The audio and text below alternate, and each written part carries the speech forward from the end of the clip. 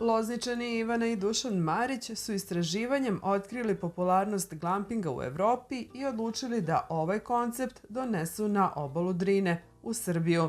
Kako je sve počelo, otkrićemo u razgovoru s Dušanom, dok nam objašnjava kako su stare kamionske prikolice pretvorene u luksuzne smeštajne jedinice. Je bila korona i onaj lockdown, mi smo stupili u kontakt sa nekim ljudima koji voze kamione i došli smo na ideju, naravno pratujući neke aktuelne sa sajtove iz sveta, da bi mogli te kamionske prikolice da iskoristimo za kućice.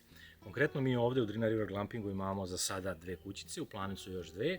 Jedna je od 6 metara za 2 ljudi i druga je Bleki kabin crna, ona je za 4 ljudi. Gosti u Jelav pristižu iz svih krajeva sveta. S obzirom da ljudi smatraju da turizam i nije neka grana i ne razvija se posebno kod nas, da smo samo prošle godine imali gostiju iz preko 20 zemalja, što jednostavno govori o tome da su ljudi željni i prirode i nečeg drugačijeg i to se naročito pokazalo posle korone. Što se tiče strukture gostiju, to su uglavnom ljudi dobrim delom iz Vojvodine cele, iz, da kažem, Beograda. Imali smo dosta i za naše iznenađenje sa juga Srbije, kojima je bilo bliže možda da odu do mora, do Grčke, ali oni su se odlučili ovde za našu lepu Drinu i za zapadnu Srbiju. Kabine su opremljene kupatiljima, klimom, televizorom i internetom, te uživanje u prirodi nikada nije bilo udobnije.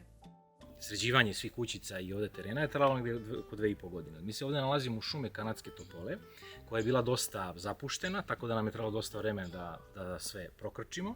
Što se tiče samih kućica i izgradnje, trudili smo se koliko smo mi, da kažem, kao porodica bili vični da uradimo, a o dobrim delom smo koristili majstore, ali smo se trudili da cela ideja i da koncept, da kažem, bude naš i to je nešto što još, da kažem, nismo videli slične neke primere, bar kod nas, u svetu postoje da prave. Smatramo da i u Srbiji uopšte ima potencijala za ovakve ideje. Na imanju se nalazi i džakuzi na otvorenom, bicikli za iznajmljivanje, mesto za logorsku vatru i mnoge druge aktivnosti koje upotpunjuju boravak u prirodi. Gosti mogu da hodaju bosi po travi, kupaju u Drini. Dolazim iz Beograda, došla sam ovde da pobegnem od one gungule u Beogradu. Došli smo juče.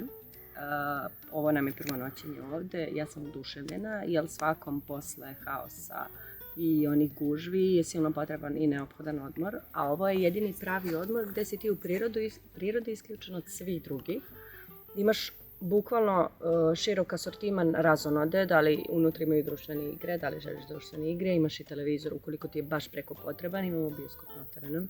Imamo bicikle kojima stižemo vrlo brzo do Drine, tamo malo da se raskladimo, imamo džakuzi ako smo toliko lenji da prošetamo, ako smo rešili da se stacioniramo ovde. Imamo mogućnost da igramo odbojku, da igramo fudbal, badminton, znači sve nam je na dohvat ruke. Ja mislim da svako treba da dođe bar jednom godišnje ovde da dopuni baterije i da se u pravom smislu te reči opusti. Porodica Marić pokazala je kako spoj inovacije, truda i ljubavi prema prirodi može stvoriti jedinstveno turističko iskustvo. Glamping na obalama Drine pruža savršen beg od gradske vreve i prilike za istinsko opuštanje.